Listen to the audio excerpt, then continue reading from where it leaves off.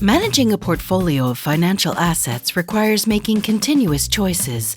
Among them are which asset classes to invest in and in which proportions. Once the asset classes have been identified, which investment vehicles should be chosen among the 125,000 or so regulated funds marketed worldwide? Should the funds be active or passive, concentrated or diversified, dynamic or static in their allocation, with frequent or occasional rebalancing? Should you also regularly question the initial choices or, on the contrary, refrain from doing so? Should you get advice from experts and, in this case, how should you select them? And, if their opinions diverge, which will be inevitable, how do you decide? And so on and so on. It is not so much each individual decision considered in isolation that frightens us as their cumulative effect. And yet, we would resent the idea that a third party would allow itself to restrict our freedom of choice, especially in an area that is close to our hearts or in which we feel we have a minimum of expertise. So, can we escape from the tyranny of small decisions? That is a situation in which the accumulation of seemingly insignificant and narrow choices may lead to an outcome that is neither intended nor desirable. In such situations, freedom of choice, which was liberating when it was only a precondition of our autonomy, becomes paralyzing at the very moment when it must be exercised. But what are we actually afraid of? We are afraid of making a mistake and of regretting having made it once it is too late to fix it. To escape regret and the anticipation of having to experience it, human beings often prefer to avoid having to choose and procrastinate. But doing nothing is still a choice, and there is no reason it should not be the worst option. So, what to do, especially when you are managing money, when the stakes are high and the time horizon distant? Because even before feeling regret, there is already the apprehension of having to feel it one day.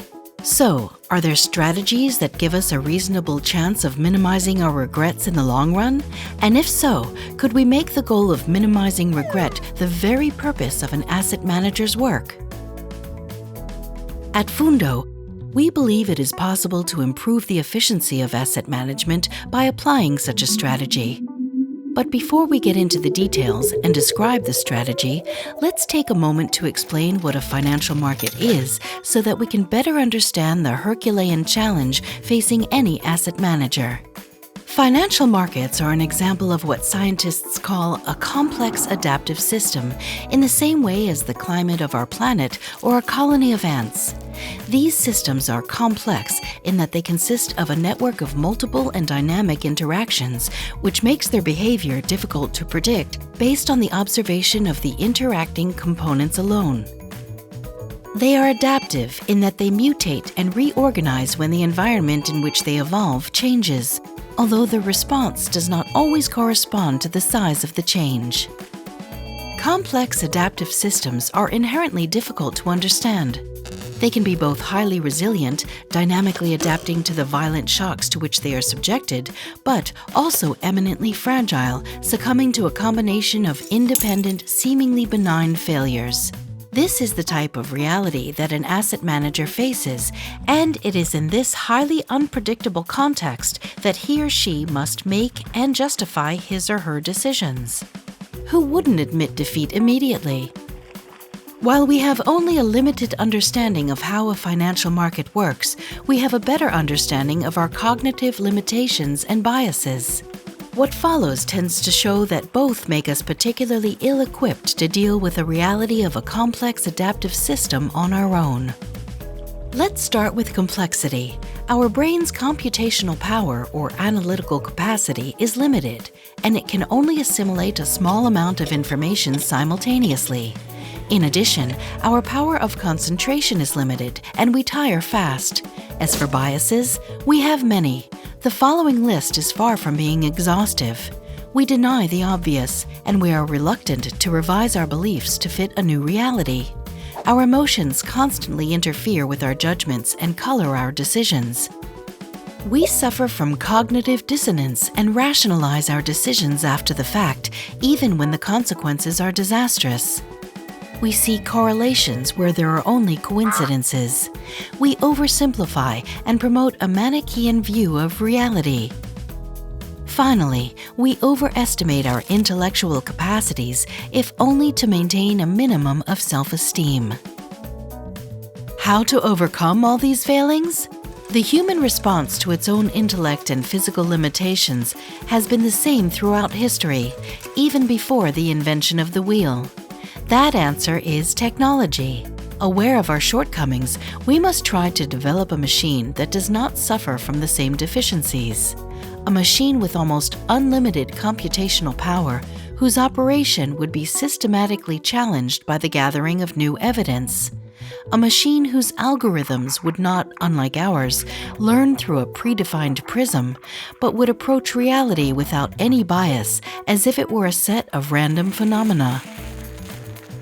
At Fundo, we believe we have identified such a machine, which we have named Cortex, and brought it face-to-face with the complex adaptive system that is a financial market, or at least with what is a notable embodiment of it, asset prices. From day one, and at every stage of the process, Cortex will reconsider all the options put before it in the light of their individual histories. Based on this examination, Cortex will generate portfolios whose successive weightings will make it possible to approach the best possible choice in the long term, which can of course only be known in retrospect. We can try to understand intuitively why a set of rebalances operating systematically on all possible portfolios eventually leads to an optimum. Let us consider the deliberately simplistic example of a large group of bettors tossing a coin. Among these players, there is an expert whom I know is infallible because he is omniscient, but I do not know who he is. I wonder how many games I will theoretically need before I can identify him. After each coin toss, I try to mentally eliminate all the candidates for the title of the omniscient expert who were wrong. In each game, all but one of the players have a 50-50 chance of losing, so I can eliminate, on average, half of the players in each new game. But you must be able to remember who lost in previous games, because even if losing even one game disqualifies a player, all the players take part in all the games. By simply scanning the crowd of bettors, one would need to have an infallible photographic memory to keep one's records after each game. If 1,000 bettors take part in the game, it takes me 10 games to identify my expert with near certainty. Let's do the math. With each coin toss, the population of bettors who have made a correct prediction decreases on average by half, from 1,000 to 500 after the first toss, then 250 after the second, and so on, until only our omniscient expert remains. Now, if the number of players is multiplied by 15, I only need 4 more games to reach the same result. In this case, the champion is identified after 14 games. Without the help of a machine such as Cortex, I will not be able to identify the all-knowing expert on my own after 10 or 14 games.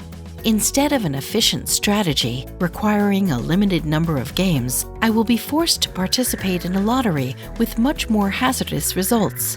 My situation becomes analogous to the following. If I buy 10 lottery tickets when there are 1,000 tickets in circulation and only one of them gives me the right to win the jackpot, the probability of winning is 1%. If I buy 14 when there are 15,000 tickets in circulation, the probability of winning is further divided by 10. This second game is in no way comparable to the first. Because of my memory limitations, my expectations of winning will remain limited.